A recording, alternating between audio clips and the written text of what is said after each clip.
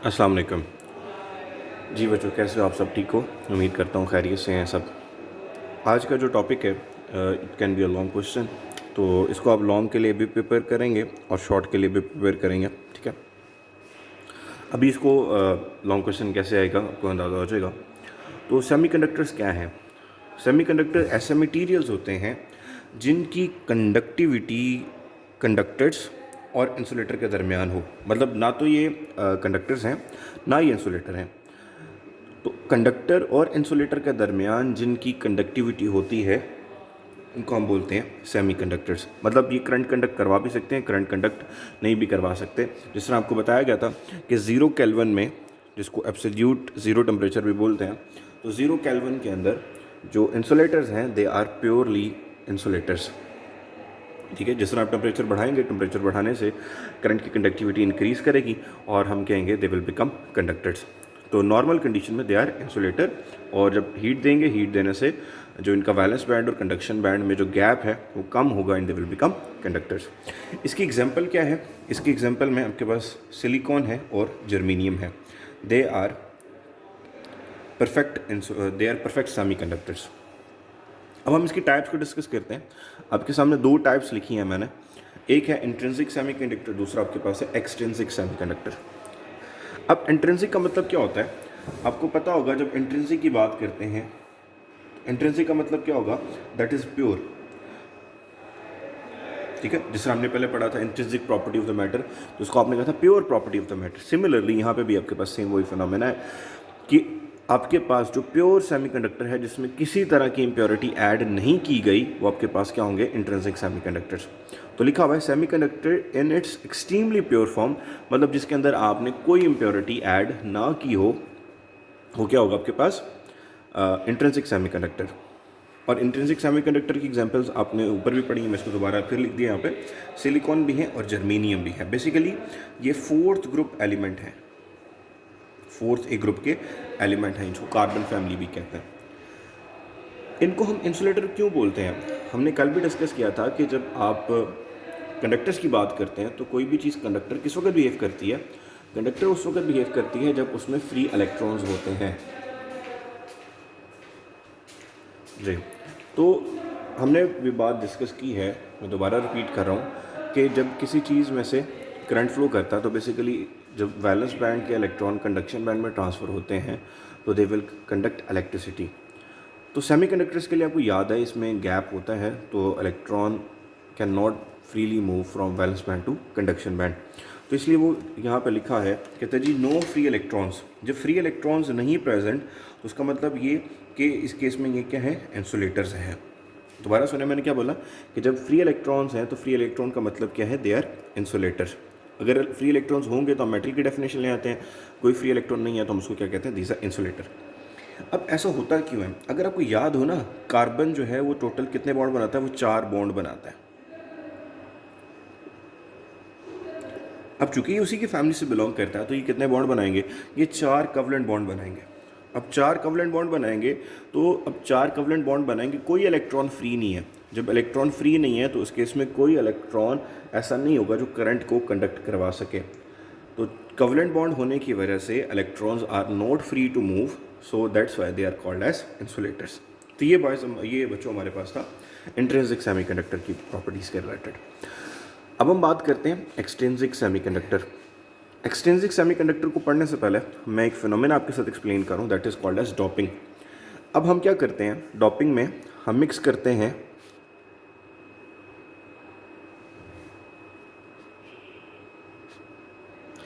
आपके पास एक होता है सेमीकंडक्टर,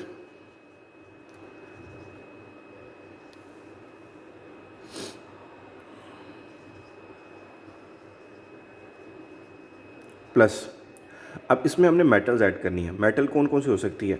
अब मेटल कौन सी होगी उसकी बात अभी करते हैं। तो फिलहाल आपके लिए जी, तो सेमीकंडक्टर प्लस मेटल्स। अब मेटल कौन सी ग्रुप की होगी इसकी बात हम अगले बोर्ड पे करते हैं। फिलहाल आप ये समझ लें कि सेमीकंडक्टर को मेटल के साथ मिक्स करते हैं। किस लिए करते हैं? उनकी प्रॉपर्टी को इन्हांस करने के लिए, कंडक्टिविटी को इन्हांस करने के लिए, ताकि वो कंडक्टर बन जाएं रूम टेम्परेचर्स पे भी। तो उस प्रोसेस को हम क्या बोलते हैं? डॉपिंग। तो अब डेफिनेशन पढ़ें क्या है। Mixing of some suitable impurity, मतलब क्या है कि आपने सेमीकंडक्टर में कोई भी इम्प्योरिटी ऐड करनी है और वो क्या होगी, वो मेटल होगी और वो नॉन मेटल भी हो सकते हैं। मतलब मैं मिसाल के तौर पे बता रहा हूँ, या हम इसमें थर्ड ग्रुप एलिमेंट ऐड करेंगे या हम इसमें फिफ्थ ग्रुप एलिमेंट ऐड करेंगे, यानी 4 से पिछले वाला 3 और 4 से अगले वाला 5। तो हम थर्ड ए ग्रुप की इम्प्योरिटी ऐड करें या 5 ए ग्रुप की इम्प्योरिटी ऐड करें तो उसको हम क्या बोलेंगे, डॉपिंग। तो मिक्सिंग ऑफ इम्प्योरिटी, ठीक है, टू एनहांस द कंडक्टिविटी। और इसकी रेशो क्या रखेंगे, इसकी रेशो होगी 1:6। तो डॉपिंग समझ आ गया होगा। तो अब ऊपर वाली बात आपको नज़र आएगी, एक्सटेंसिक सेमीकंडक्टर मतलब इम्प्योर सेमीकंडक्टर। तो प्योर होता है उसको बोलते हैं इंट्रिंसिक, जो आपके पास इम्प्योर होता है उसको बोलते हैं एक्सट्रिंसिक।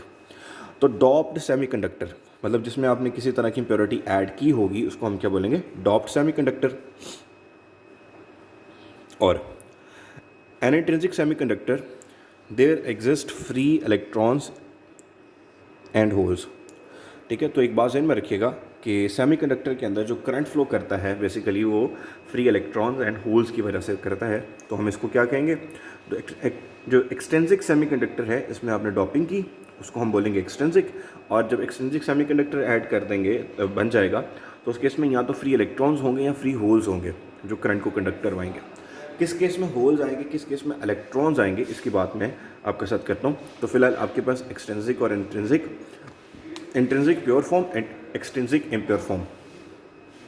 इंट्रिंसिक में कोई फ्री इलेक्ट्रॉन नहीं होते, एक्सटेंसिक में फ्री इलेक्ट्रॉन्स भी हो सकते हैं, फ्री होल्स भी हो सकते हैं। जो इंट्रिंसिक है ये क्या होंगे, ये रूम टेम्परेचर पे इंसुलेटर्स होंगे। जो एक्सटेंसिक होंगे ये कंडक्टर्स होंगे। और इंट्रिंसिक को एक्सटेंसिक हम जिस फिनोमेना के ज़रिए बनाते हैं उनको बोलते हैं हम डॉपिंग। और डॉपिंग के ज़रिए हम क्या करते हैं, उसकी कंडक्टिविटी को एनहांस करते हैं। तो सेमीकंडक्टर प्लस मेटल करें, सेमीकंडक्टर प्लस नॉन मेटल्स करें, यानी थर्ड ए ग्रुप की इम्प्योरिटी ऐड करें और 5 ए ग्रुप की इम्प्योरिटी ऐड करें, then it is called as extrinsic semiconductor. जिस प्रोसेस के ज़रिए किया जाता है उसको बोलते हैं डॉपिंग। तो बॉयज़ यही टॉपिक हमारा है, इसको हम आगे लेके चलते हैं। इसमें देखिएगा क्वेश्चन आया तो मेरे से पूछें।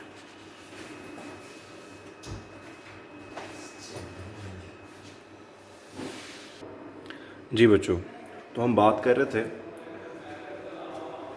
डॉपिंग के बाद कितने टाइप्स के सेमीकंडक्टर बन जाते हैं। ठीक है, तो आपको नज़र आ रहा होगा कि यहाँ पे 2 टाइप्स के सेमीकंडक्टर बने। एक आपके पास है पी टाइप सेमीकंडक्टर और दूसरा आपके पास है एन टाइप सेमीकंडक्टर। अब ये पी टाइप और एन टाइप है क्या बेसिकली, ये जिस तरह हम साथ साथ स्टडी करते जाएंगे आपको उसका आइडिया होता जाएगा। अब सबसे पहले हम पी टाइप को स्टडी करते हैं। तो पी टाइप में आप क्या कर रहे हैं, आप इम्प्योरिटी ऐड करेंगे जिसको हम बोलते हैं डॉपिंग। अब डॉपिंग के केस में यहाँ पे क्या हो रहा है, आप सबसे पहले ऐड करेंगे सिलिकॉन में कोई भी ट्राईवैलेंट इम्प्योरिटी। ट्राईवैलेंट इम्प्योरिटी क्या होती है, ट्राईवैलेंट इम्प्योरिटी होती है मतलब थर्ड ए ग्रुप एलिमेंट्स। ठीक है ना, आपको पता है पीरियोडिक टेबल के टोटल 8 ग्रुप्स हैं। तो पहला ग्रुप आपके पास फर्स्ट ए, सेकंड आपके पास सेकंड ए, थर्ड वाला आपके पास थर्ड ए, फोर्थ वाला आपके पास फोर्थ ए। सिलिकॉन किस फैमिली से बिलोंग करता है, ये फोर्थ फैमिली से बिलोंग करता है। फोर्थ फैमिली से मुराद ये कि कार्बन फैमिली से बिलोंग करता है। अच्छा, इससे पीछे वाला जो ग्रुप है वो थर्ड है, इससे अगले वाला जो है 5 है। अभी हमने किस ग्रुप की इम्प्योरिटी ऐड की है, वो हमने थर्ड ग्रुप की इम्प्योरिटी ऐड की है जिसमें एल्यूमिनियम है, बोरॉन है, इंडियम है, गैलियम है। ठीक है, ये इम्प्योरिटीज़ हमने ऐड की हैं। तो इस केस में मतलब हमने सिलिकॉन में हमने इसमें ऐड किया है एल्यूमिनियम। तो सिलिकॉन को हम मिक्स करें, सिलिकॉन जो है वो फोर्थ ग्रुप से है और जो एल्यूमिनियम है वो थर्ड है। तो मतलब हम किसकी इम्प्योरिटी ऐड कर रहे हैं, हम 4+3 कर रहे हैं, मतलब फोर्थ ग्रुप में थर्ड इम्प्योरिटी ऐड कर रहे हैं। अब आपको इस बात का पता है कि जिस ग्रुप से कोई एलिमेंट बिलोंग करता है उसमें उतने ही इलेक्ट्रॉन्स होते हैं। अब सिलिकॉन ग्रुप 4 से बिलोंग करता है, इसमें 4 फ्री इलेक्ट्रॉन्स होंगे। और एल्यूमिनियम बिलोंग करता है थर्ड ग्रुप से, तो इसके पास कितने इलेक्ट्रॉन्स होंगे, टोटल 3 इलेक्ट्रॉन्स। अब इन दोनों को ऐड करें, आपके पास टोटल कितने इलेक्ट्रॉन्स बनेंगे, आप 4+3 करेंगे that is equal to 7 electrons. तो मतलब आपके पास जब डॉपिंग की तो थर्ड ग्रुप की टॉपिंग करने से आपके पास कितने इलेक्ट्रॉन्स बने, आपके पास टोटल 7 इलेक्ट्रॉन्स बने। अब होना क्या है, इन इलेक्ट्रॉन्स ने आगे कंबाइन होना है तो क्या होगा उसको देखें ज़रा। कहता है जी 3 इलेक्ट्रॉन्स ऑफ इम्प्योरिटी। अब 3 इलेक्ट्रॉन्स जो इम्प्योरिटी के हैं they combine to form covalent bond with 3 silicon atom. मतलब जो आपके पास ये एल्यूमिनियम के 3 है ना, ये इसमें से 3 के साथ क्या करेंगे, बॉन्ड बना लेंगे। अब सारी बात है, 3 इलेक्ट्रॉन, आपको पता पेयर जब बनता है, बॉन्ड पेयर बनता है, तो उसमें 2 इलेक्ट्रॉन्स होते हैं।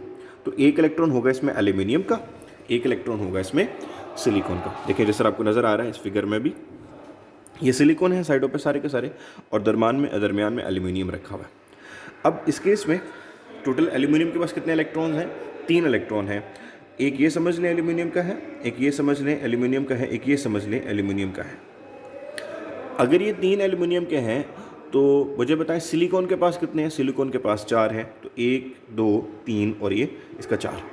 अब यहाँ पे ज़रा एक बात आपने गौर करनी है। गौर क्या करनी है कि टोटल आपके पास थे कितने? 7 होने कितने चाहिए ऑक्टेट कंप्लीट करने के लिए? 8 होने चाहिए ऑक्टेट कंप्लीट करने के लिए। तो मतलब ये कि 3 आपके पास बॉन्ड बन गए, एक जगह आपके पास खाली रहेगी, क्योंकि टोटल कितने इलेक्ट्रॉन्स होने चाहिए थे? 8। 1 2 3 4 5 6 और ये 7 इलेक्ट्रॉन्स बने। टोटल 8 होने चाहिए थे, लेकिन यहाँ पे उसकी जगह क्या क्रिएट हो गया? होल क्रिएट हो गया।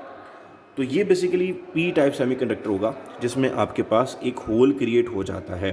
मतलब जब भी हम सेमीकंडक्टर को थर्ड ग्रुप के साथ इम्प्योरिटी ऐड करेंगे, थर्ड ग्रुप के साथ डॉप करेंगे, तो उस केस में जो न्यू आपके पास सेमीकंडक्टर बनेगा उसको बोलेंगे पी टाइप सेमीकंडक्टर।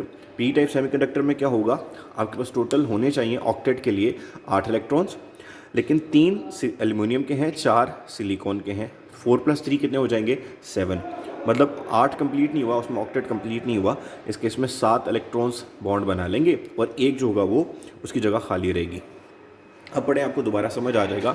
कहते जी 3 electrons of impurity combined to form covalent bond with 3 silicon atom. क्या हुआ कि 3 आपके पास एल्यूमिनियम के थे, उन्होंने 3 सिलिकॉन के साथ बॉन्ड बना दिया। But an electron vacancy is left, यानी आपके पास पता चल गया ना टोटल आपके पास कितने होने चाहिए थे? 8। अब है कितने? अब आपके पास हैं 7। तो अब एक जगह आपके पास खाली रहेगी, क्योंकि टोटल होने चाहिए थे 8। तो वो जो जगह खाली रहेगी उसको क्या बोलेंगे? हम होल बोलेंगे। ठीक है, तो इस ग्रुप को हम बोलते हैं एक्सेप्टर इम्प्योरिटी। इसको एक्सेप्टर क्यों कहा जाता है? क्योंकि इसने एक इलेक्ट्रॉन अभी एक्सेप्ट करना है, इसमें उस इलेक्ट्रॉन की जगह खाली है। तो मतलब कहीं से भी इसको अगर इलेक्ट्रॉन मिलेगा तो फ़ौरन उसको क्या कर लेगा? अडॉप्ट कर लेगा। तो इसको बोलेंगे एक्सेप्टर इम्प्योरिटी। तो ये जो हमने आपके साथ एक्सप्लेन किया, that is called as P type semiconductor. ठीक है, अब आते हैं हम एन टाइप सेमीकंडक्टर पे। अब एन टाइप सेमीकंडक्टर क्या है? जिस वक्त आप सिलिकॉन को आप पेंटावैलेंट इम्प्योरिटी के साथ ऐड करेंगे। अब पेंटावैलेंट कौन सी है? पेंटावैलेंट में आपके पास फॉस्फोरस है, आपके पास एंटीमनी है, आपके पास आर्सेनिक है। तो इस केस में हमने फॉस्फोरस की एग्जांपल के इसको एक्सप्लेन किया। तो सिलिकॉन प्लस फॉस्फोरस। अब सिलिकॉन के पास कितने हैं? 4। मतलब सिलिकॉन 4th ग्रुप से है, फॉस्फोरस कितने ग्रुप से है? 5th ग्रुप से एलिमेंट है। ठीक है, तो जब आपने क्या नाम है सेमीकंडक्टर में पेंटावैलेंट इम्प्योरिटी ऐड की, 5th ग्रुप की इम्प्योरिटी ऐड की, that is called as P type semiconductor. इसको भी अब समझें। टोटल इलेक्ट्रॉन्स कितने होते हैं ऑर्बिट कंप्लीट करने के लिए, बॉन्ड बनाने के लिए? टोटल आपके पास होने चाहिए थे इलेक्ट्रॉन्स 8। अब इस केस में आपके पास भी टोटल 8 होने चाहिए थे, लेकिन कितने बने आपके पास? 7। अब इस केस में क्या हुआ? आपके पास 4 किसके हैं? सिलिकॉन के। और फॉस्फोरस चूँकि 5th ग्रुप एलिमेंट है, इसके पास फ्री इलेक्ट्रॉन कितने हैं? 5। तो 4 + 5 कितने हो जाएंगे? इसके पास 9 इलेक्ट्रॉन्स होंगे टोटल। अब होने कितने चाहिए थे इसके पास? टोटल 8। इसके पास 1 इलेक्ट्रॉन एक्स्ट्रा है, तो इसने क्या करना है? कहता है जी 4 इलेक्ट्रॉन्स ऑफ इम्प्योरिटी, जो इम्प्योरिटी के 4 इलेक्ट्रॉन हैं, ये क्या करेंगे? Combined to form covalent bond with 4 silicon atom. यानी आपके पास 4 जो इलेक्ट्रॉन थे उसके फॉस्फोरस के, उन्होंने 4 मिले सिलिकॉन के साथ, उन्होंने क्या कर दिया? बॉन्ड बना दिया। टोटल अब आपके पास कितने इलेक्ट्रॉन्स हो जाएंगे? आपके पास 8 इलेक्ट्रॉन हो जाएंगे। 1 2 मतलब एक सिलिकॉन का, phosphorus silicon, phosphorus silicon, phosphorus silicon, phosphorus. तो टोटल कितने इलेक्ट्रॉन ऑक्टेट के लिए चाहिए थे? हमें टोटल 8 चाहिए थे। लेकिन इस केस में आपको नज़र आ रहा है कि इस केस में आपके पास 1 इलेक्ट्रॉन जो है वो खाली बचेगा। इसको मैंने फ्री इलेक्ट्रॉन के सामने आपके फ्री इलेक्ट्रॉन की फॉर्म में यहाँ पर लिखा। तो आप पढ़ें ज़रा। कहता है 4 इलेक्ट्रॉन किसके थे? इम्प्योरिटी के, मतलब फॉस्फोरस के। और उन्होंने क्या किया? 5 में से 4 ने सिलिकॉन के 4 इलेक्ट्रॉन के साथ बॉन्ड बना दिया। अब 4 सिलिकॉन के हैं, 4 फॉस्फोरस के हैं, तो इन्होंने बॉन्ड बना दिया। बाकी कितने इलेक्ट्रॉन्स बच गए? 1 इलेक्ट्रॉन बच गया। यानी टोटल हमारे पास कितने इलेक्ट्रॉन थे? 9 इलेक्ट्रॉन थे। ऑक्टेट पूरा करने के लिए हमें 8 इलेक्ट्रॉन चाहिए। तो आप देखेंगे यहाँ पे हर केस में कितने हैं? 8 पूरे हो गए। अब हमारे पास 9 इलेक्ट्रॉन है, तो 8 तो बॉन्ड बना चुके हैं, 1 इलेक्ट्रॉन यहाँ पे क्या बच जाएगा? वो फ्री इलेक्ट्रॉन बच जाएगा। इसकी मिसाल बिल्कुल समझ नहीं हूँ कि एक क्लास में हमारे पास टोटल चेयर्स हैं वो 8 हैं और बैठने वाले बच्चे जो हैं वो 9 हैं। तो जिस वक्त बैठेंगे बच्चे तो ज़ाहिर बात है एक बच्चा जो होगा वो फ्री रहेगा, वो चेयर पे नहीं बैठेगा। सेम आप यही समझ लें कि हमारे पास यहाँ पे इलेक्ट्रॉन्स कितने हैं, टोटल 9 इलेक्ट्रॉन्स हैं। हमने कितनी जगह पे उनको रखना है, हमने टोटल 8 जगह पे रखना है, तो एक इलेक्ट्रॉन फ्री बच जाएगा जिसको हम क्या बोलेंगे, फ्री इलेक्ट्रॉन। ठीक है, इसलिए लिखा but fifth valence electron provide free electron, यानी कि जो आपके पास एक इलेक्ट्रॉन जो पेयर नहीं हुआ होगा वो आपके पास क्या होगा, वो फ्री इलेक्ट्रॉन की फॉर्म में आ जाएगा। अब जब फ्री इलेक्ट्रॉन की फॉर्म में आ गया तो इसको हम फ्री इलेक्ट्रॉन को क्या बोलेंगे, free electron is called as majority charge carrier. अब चूंकि इसके पास एक इलेक्ट्रॉन एक्स्ट्रा आ गया तो इसको हम बोलेंगे डोनर इम्प्योरिटी। ठीक है, तो जो इलेक्ट्रॉन डोनेट करेगा उसको बोलेंगे डोनर इम्प्योरिटी, मतलब दैट इज एन टाइप, और जो इलेक्ट्रॉन एक्सेप्ट कर सकता है उसको हम क्या बोलेंगे, एक्सेप्टर इम्प्योरिटी। इसको हम, इसमें मेजॉरिटी चार्ज कैरियर आपके पास क्या होंगे, होल्स होंगे।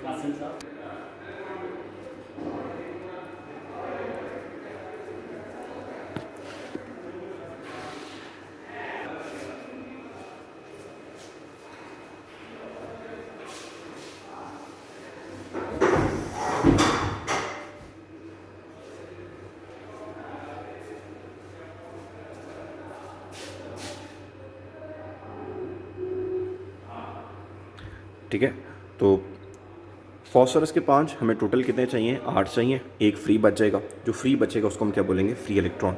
अब इसके पास एक इलेक्ट्रॉन एक्स्ट्रा है, तो जो इलेक्ट्रॉन एक्स्ट्रा होगा तो ये डोनेट कर सकता है, तो इसको हम बोलेंगे डोनर इम्प्योरिटी।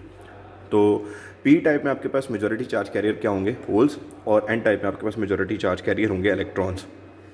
पी टाइप में करंट फ्लो करेगा ड्यू टू होल्स, और एन टाइप में जो करंट फ्लो करेगा that is due to free electrons. अच्छा बच्चों, ये आज का लेक्चर था। इतने हिस्से में किसी बच्चे का कोई क्वेश्चन है तो मुझसे लास्ट में डिस्कस करें, मुझे इनबॉक्स करें, मैं आपको आंसर दे दूंगा। फिर भी अगर नहीं समझ आता तो हम इसको क्लास में डिस्कस कर लेंगे। तो ये एक लॉन्ग क्वेश्चन यहाँ तक पूरा होता है। जो नेक्स्ट हमारा टॉपिक होगा that is electrical conduction bye electron and holes, इसको हम डिस्कस करेंगे अपने नेक्स्ट लेक्चर में। इसके फ़ौरन बाद जो हम डिस्कस करेंगे सुपर कंडक्टर को डिस्कस करेंगे, यानी मंडे वाला टॉपिक होगा हमारे पास वो सुपर कंडक्टर होगा और साथ conductivity through electron and holes. ठीक है, थैंक यू सो मच।